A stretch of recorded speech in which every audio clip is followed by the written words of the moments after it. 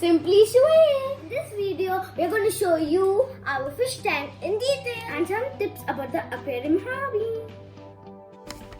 Hello friends, last time we showed you how we maintain our aquarium. Today we thought of sharing the variety of fishes we have and some tips. The type of fishes we have is called cichlids. We chose them because they are very colorful and sturdy. Before we introduce our fishes, we thought of sharing some tips on fish selection. Our recommendation for fishes would be red parrot, guppies and cichlids, as they bring nice colors and they are sturdy as well. Hence it is beginner friendly. Our suggestions to avoid will be goldfish and angelfish, as these are very sensitive and need a lot of care. Hence, it would not be recommended for beginners and it can be recommended for advanced hobbyists. The orange fish that you see on the screen is dragon blood peacock. The black fish with a white spot is Tropheus dubois.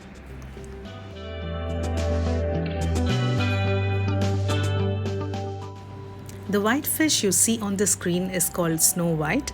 We call it as ghost fish because of its red eyes and white color. The blue striped fish hiding under the rock is Demasoni and the yellow one is yellow lab. The one with the black stripe is Frontosa. This is Cribensis. We call it the red belly. He is the hero of our aquarium, commonly known as suckerfish. We call it Blackie. He helps to clean all the algae. Majority of these fishes originate from Lake Malawi, but Frontosa and Dubois originate from Lake Tanganyika in Africa. Having said that, these fishes are tank raised and we got them from an aquarium nearby. When it comes to cichlids, we would recommend to go with juvenile fishes, as you will be able to enjoy seeing them grow. This will also help to resolve aggression issues.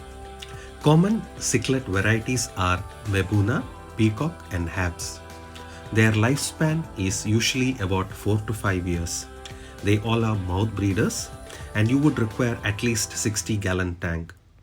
Peacock grows usually 4 to 6 inches and Mebuna grows about 3 to 6 inches. Peacock love open space to swim, while Mebuna needs rock to hide. Our fish tank is 85 gallons or 324 liters, and I have a sump tank with a capacity of 50 gallons or 191 liters. This is our sponge filter and it acts as a secondary mode of filtering. It helps to clean all the dirt from display tank. This is the overflow box which takes the water to sump tank. What you now see is the sump tank. The socks and sponge acts as a mechanical filter, while the filter media acts as a biological filter. They also help to increase the pH level. From here, the water flows to the second compartment in my sump tank. I haven't kept anything as of now there. And from there, it flows to the third compartment. And from the third compartment, motor pumps the water to display tank. Coming back to the display tank, we also have rocks. Rocks should be just enough for fishes to hide. Please don't overcrowd as it will not allow proper water circulation. Hence, it accumulates dirt and increases ammonia, which is bad for the fishes. Rocks also acts as biological filter by absorbing nitrate. Another interesting thing that you can do with rocks is to aquascape. We will cover that in forthcoming videos. We also have some plants in the aquarium. These plants give a natural look, place to hide for the fishes, and also absorbs nitrite.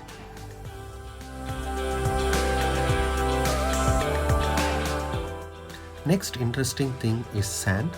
Sand not only gives the rich look, but it also helps to act as a biological filter and maintain pH level. We have got simple LED light. LED light is good enough for freshwater hobby. These lights are really cost effective and bright. We have basically two different modes. This is the night mode, which has the blue lights. And this is the daylight mode, which will have white and the blue lights. The last thing we want to cover is the very essential fish food. We have got pro cichlid food and the fishes love them. Do give food twice a day and do not overfeed. Just put enough for the fishes to eat. This will help to maintain good water quality and keep nitrites under control.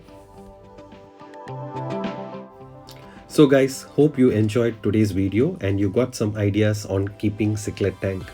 We will share another video on how to set up a small guppy tank. Enjoy. See you. If you liked the video and you felt it was helpful, do subscribe to our channel to get notification when we post our next video. Meet you all soon with another Shwe video. Take care.